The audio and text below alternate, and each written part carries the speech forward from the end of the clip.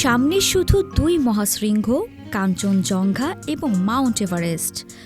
Don Bradman এবং সানি গাভাস্কার এই দুই মহাশৃঙ্গ জয়ের বিরল এক মাহেন্দ্রক্ষণের সামনে দাঁড়িয়ে ২৫ বছরের এক বিস্ময় যুবক শুভমান গিল।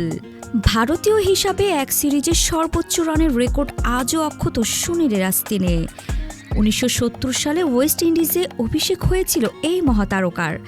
অভিষেকের সিরিজেই ৭৭৪ রানের যে পাহাড় করেছেন তিনি, সে পাহাড় আজও অতিক্রম করতে পারেনি কোনো ভারতীয়। এই পাহাড় যদি শুভমান গিল টপকে যেতে পারেন, তাহলে তার সামনে থেকে যাবে শুধুই এভারেস্ট শৃঙ্গ জয়ের হাতছানি।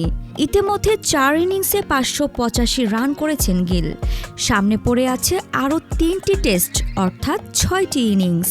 গাভাস্কারকে অতিক্রম করতে দরকার আরও ১৯০ রান, অর্থাৎ গাভাস্কারের রেকর্ড এখন গিলের প্রায় নাগালের মধ্যে।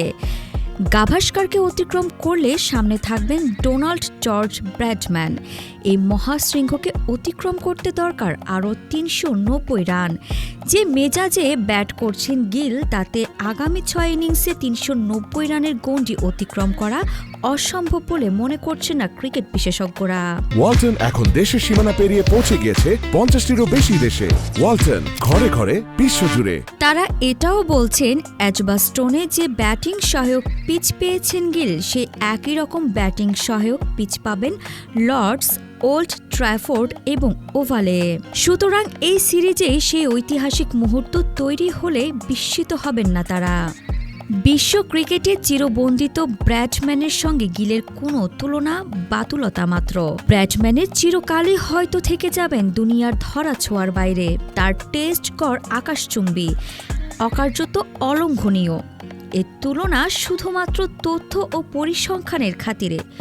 ভবিষ্যৎ বলবে বিশ্ব ক্রিকেটে গিলের বিজয় রথ কোন সাফল্যের সিংহ দরজায় গিয়ে বাঁধবে তার বিজয় কেতন।